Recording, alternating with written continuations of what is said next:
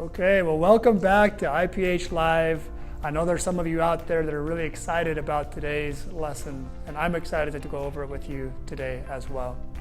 Today, we're going to talk about what should I be feeding my pet nutrition. It's going to be pretty basic. I suspect that some of you have some questions about nutrition that may be very detailed. If you have those questions, you can ask them at any time. I have Nikki over here, and she is going to let me know that you have a question and let me know what your question is. And I will do my best to answer most of your questions. A couple of things that I think are important before we start is one, I am not a veterinary nutritionist.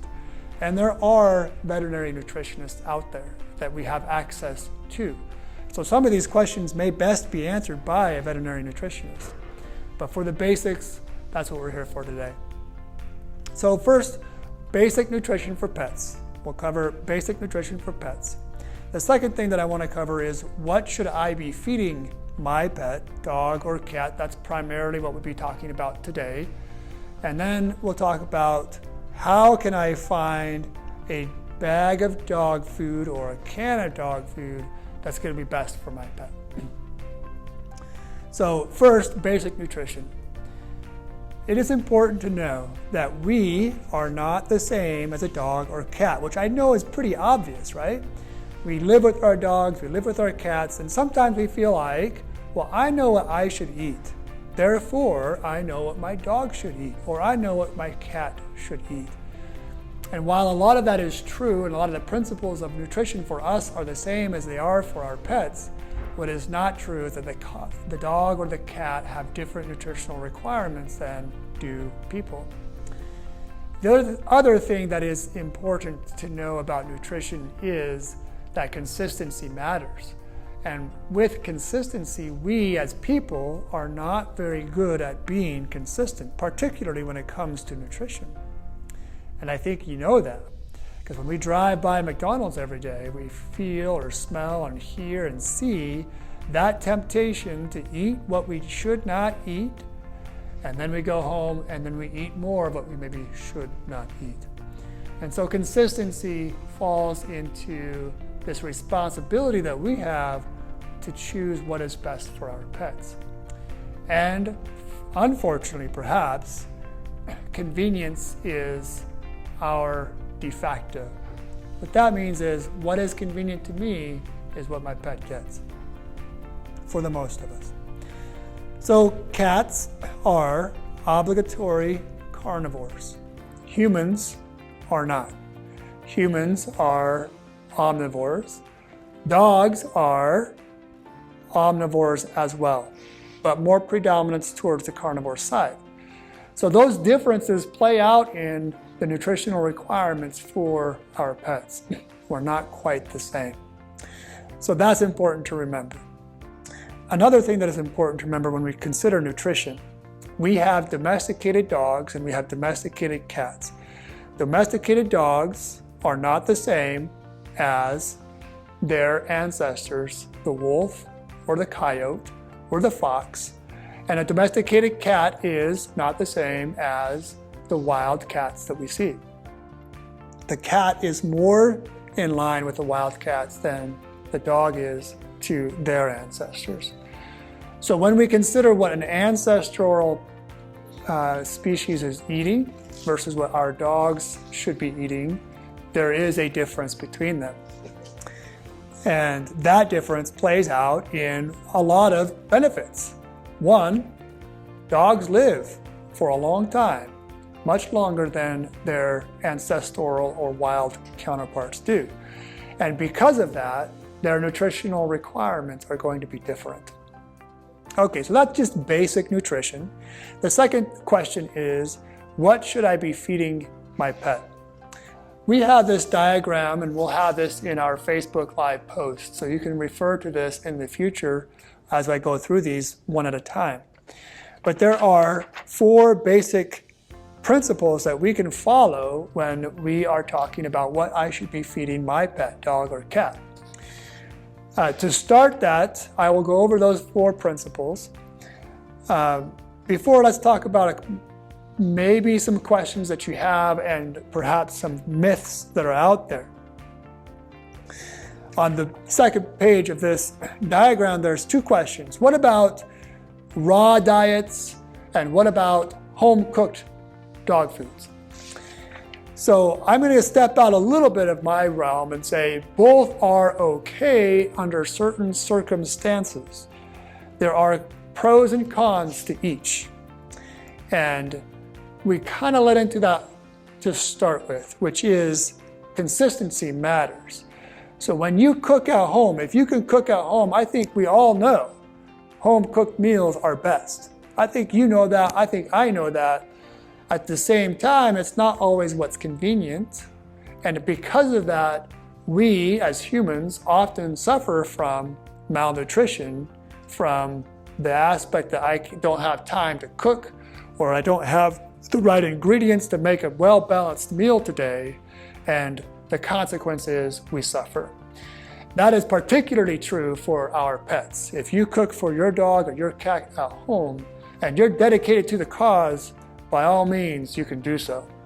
I have some websites that you can refer to, balanceit.com, that will give you some direction on how to do that. But you have to be dedicated to feeding and cooking the right things every single day for that pet. Otherwise, you're going to find yourself in some of the complications that we see with malnutrition.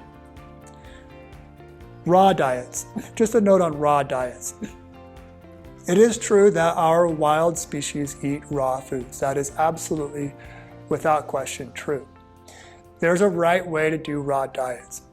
But we have to recognize the risks that are associated with raw diets. One is it usually takes more volume to feed the appropriate caloric requirements for a pet with raw than it does with cooked. We all know that. That's why we like to cook. When you cook foods, it provides those nutrients at a very more compact method. Secondly, raw dog foods, well, let me finish with that comment. So as such, raw dog foods are prone to malnutrition.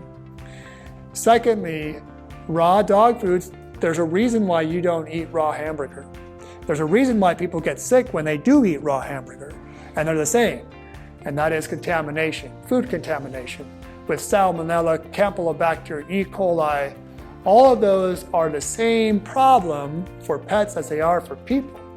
And not only that, but if you're feeding your dog or cat raw food, you are handling that raw food.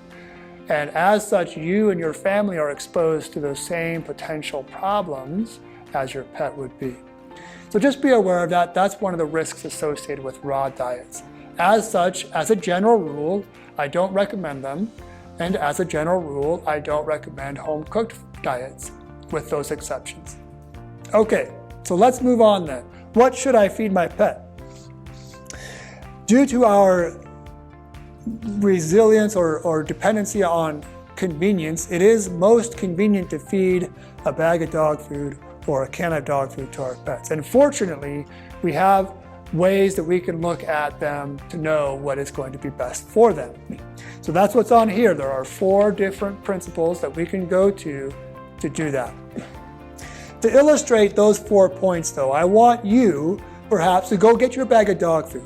I have several up here for some illustrations. And what I want you to do is look at your bag of dog food and tell me what's in this bag of dog food.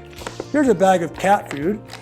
DD, skin food, sensitivities, has a lot of information on the front of this bag of cat food.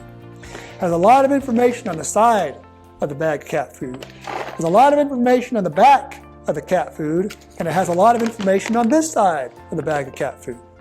So how do we take all that information and say, this is what I want to feed? I have some concerning news for you. Everything on this bag of dog food, with the exception of a few things, is susceptible to marketing, which isn't necessarily bad. That's what we do as a company. We market our product. But being that it's susceptible to marketing, there are rules to the game. And we don't always know what those rules to the game are. For example, 20% of the time, a company can legally put in their bag of dog food a protein source that is not listed on that bag of dog food or cat food. So for example, this bag of cat food here, as its ingredients listed is yellow peas, pea protein, venison. So for 20% of the time, legally, this company can put in bison or chicken or fish or whatever protein source has the best market and still legally sell it as venison. That's important to know, right? What does it mean to have beef flavor? What does it mean to have beef protein? What does it mean to have savory beef? What does it mean to have beef?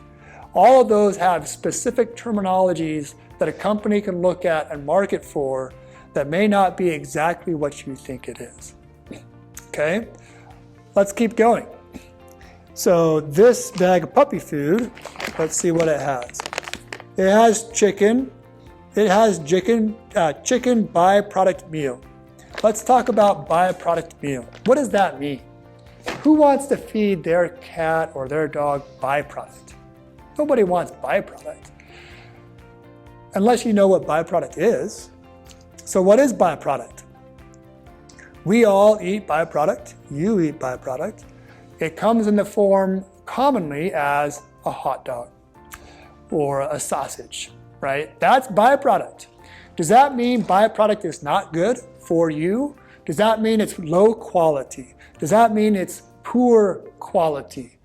The answer is no. It does not mean that it's poor quality, low quality. Now, I agree we all shouldn't eat hot dogs, but byproduct is what's not left or what is left over after you make your nice cut of steak, right? So if it's not in your steak, then you have this meat that's left over, the trim, that's your byproduct. That's no less quality than the steak, it's just not what you have in that steak. So to have chicken byproduct is not necessarily a bad thing. It's just what it is, and that terminology is there. Now also, I can look at this bag of dog food and the first ingredient is rice. Okay, Royal Canin, great product. First ingredient is rice. Well, what? It's a dog, right? Dogs are carnivores. How about this cat? Cats are carnivores, obligatory carnivores. First ingredient is yellow peas. Why am I feeding my cat peas, right? Peas are not meat. How about this one? Another cat food. This is Purina EN prescription cat food. First ingredient on it is,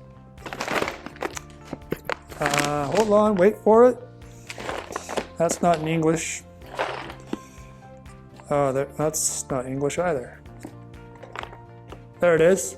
Soy protein is your first ingredient. And then it has poultry. That's the second ingredient. And then let's look at this one. First ingredient is chicken. Well, that must be best. Same company, by the way. That one must be best. It has first ingredient as chicken. Well, what's the difference? This one's canned, this one's not. Canned dog food has water in it. Dry dog food does not. Meat has a lot of water in it.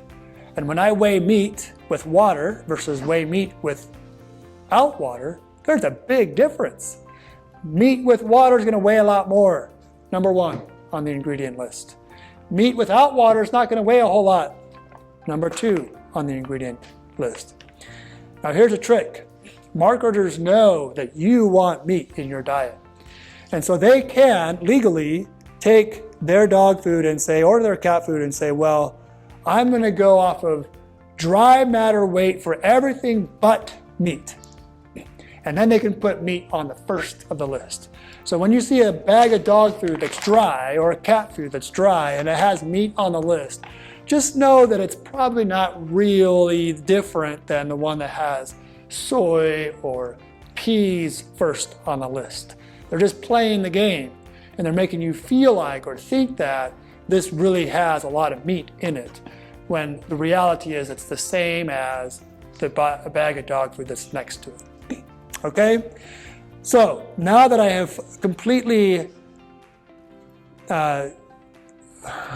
destroyed your confidence in the bag of dog food and your ability to know what's in that bag of dog food, and have destroyed your confidence in any reputable company to produce dog food or cat food.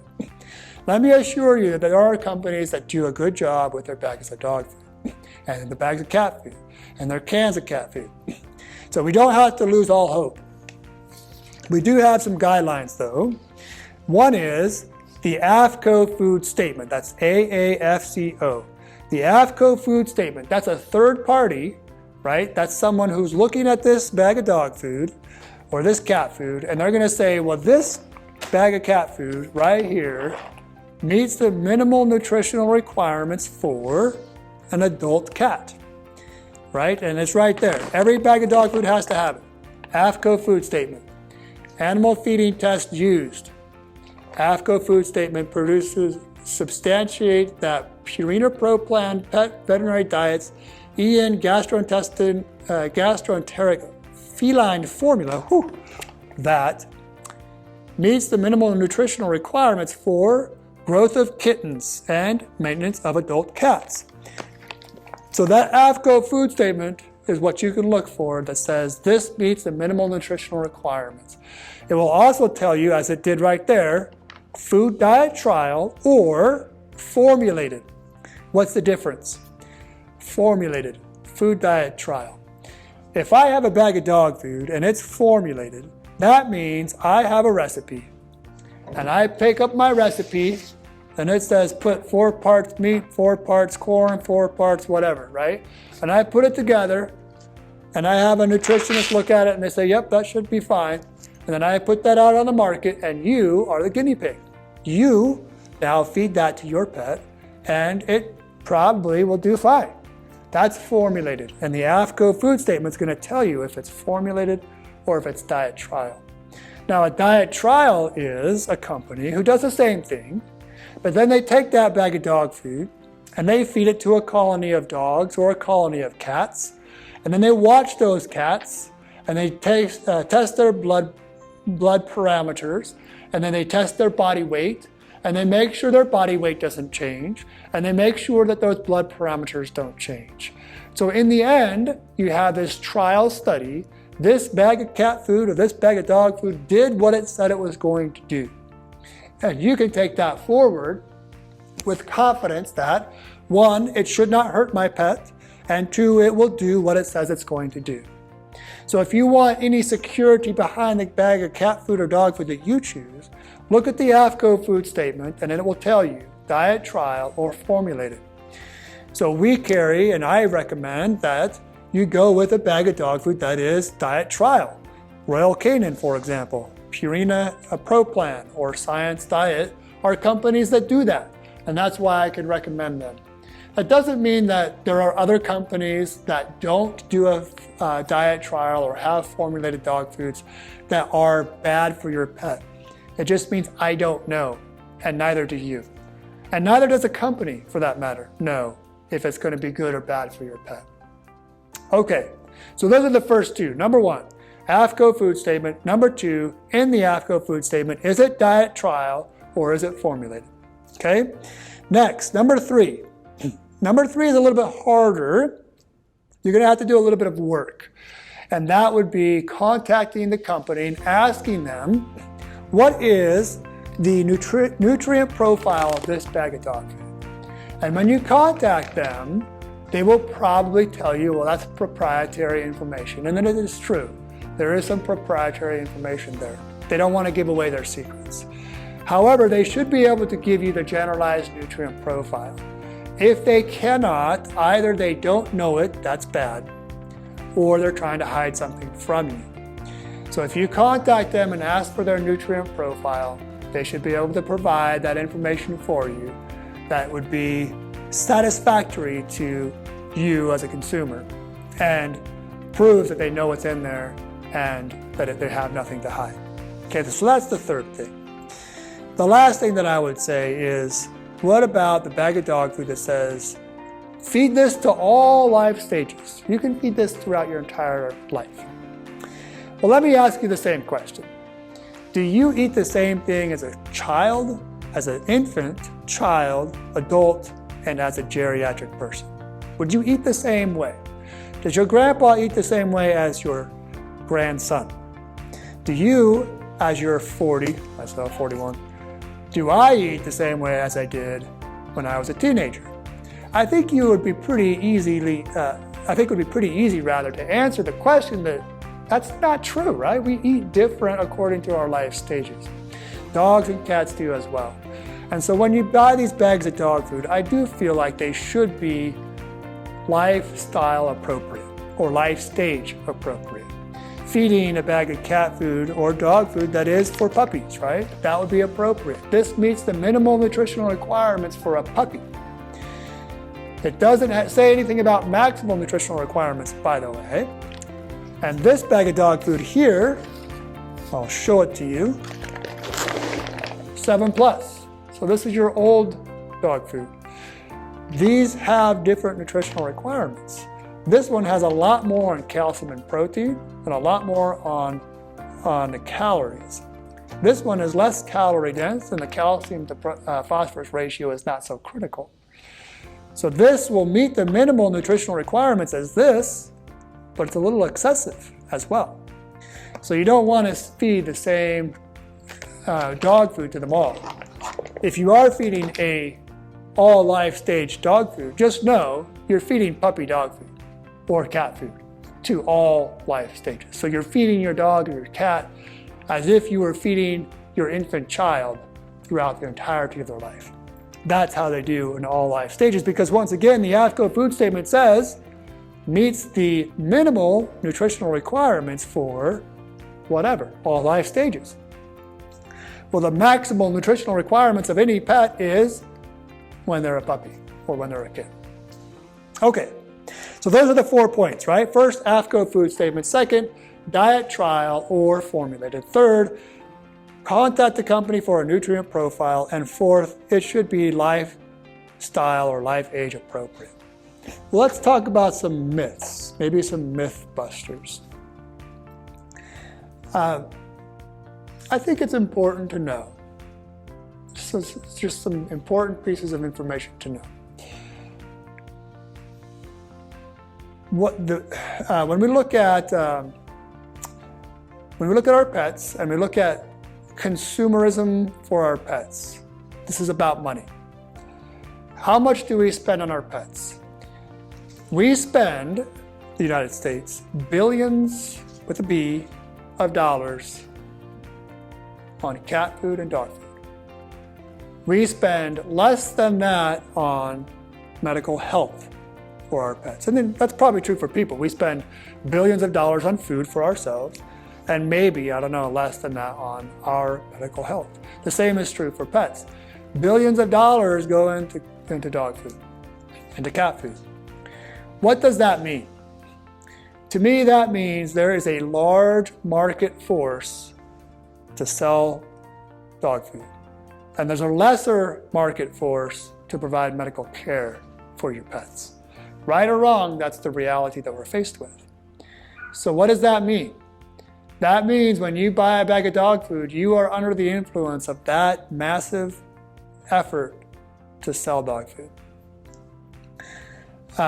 So where can we go? Once again, we talked about those 4 principles to know the realization that everything on this bag of cat food or dog food is under the influence of marketing.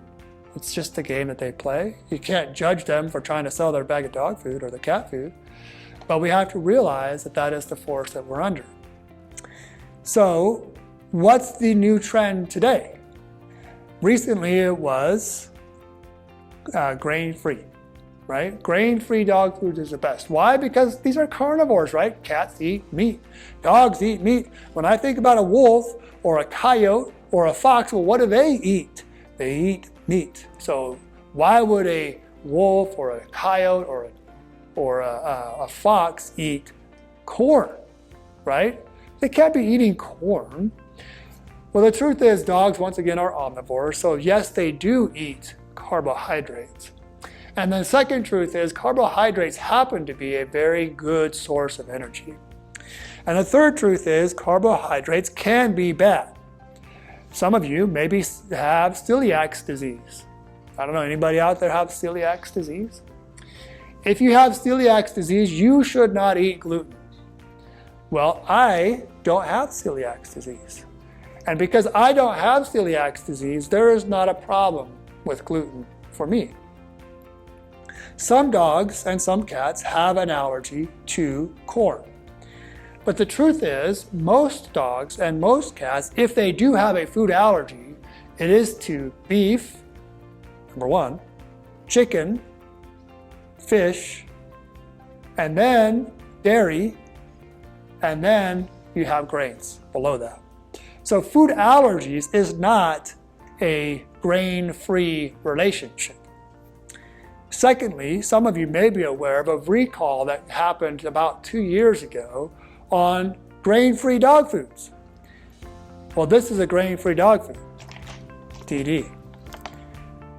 This did not fall into that recall. And the reason is because this was a formulated diet. The recall happened on this is a diet trial diet. The recall fell on the companies that had formulated dog foods that were grain-free. And they found out, hey, by the way, when you feed grain-free dog foods according to these companies, not this one, you might end up with heart disease, lethal heart disease, dilated cardiomyopathy. So the myth is grain-free is bad. That's not true. The myth that came out of that, rather, is grain-free is bad. That's not true. Grain-free can be okay if it's a diet trial dog food. And the myth before that was dogs shouldn't eat grain. Well, that's not true. Dogs and cats both can eat grain if they don't have allergies to it. There's nothing wrong with that. And it's a great source of energy for you and for me. But here's the other truth. You shouldn't eat very many carbohydrates either. That's how we get bigger. If you eat a lot of carbohydrates and don't do a lot of exercise. Well, if your dog or cat sitting on the couch, maybe back off on the carbohydrates. If you're sitting on the couch, you should probably back off on the carbohydrates. If you're a marathon runner, you should eat a lot of carbohydrates because they're going to help you get through that. So there's one myth and one myth buster. All right. Another myth that we often hear is home-cooked diets, we already talked about that, are better for their pets. And I agree. But we already talked about a few of the reasons why a home-cooked diet become a problem for our dogs and our cats. And I want you all to take your fingers and point them to you. Because the problem with home-cooked diets is you. It's not the dog food or the cat food that you're cooking, it's typically just you. You're not cooking the right foods. You're not putting the right nutrients or the right vitamins into that to provide what your cat needs or what your dog needs. All right, well, that's really all I wanted to go over today. I wanted to go over basic nutrition. I wanted to go over what you should be feeding your dog or your cat and how you can go through this bag of dog food or cat food and know what you're really getting and how you can determine what is going to be valuable to your pet. It doesn't mean that you can't feed over-the-counter dog foods. Most of them are doing just fine. But if you want to be able to feed a cat food or dog food that has some evidence behind it, you want the diet trial. So if you have questions, let me know. Otherwise, until next time, I appreciate you being here with us. Take care.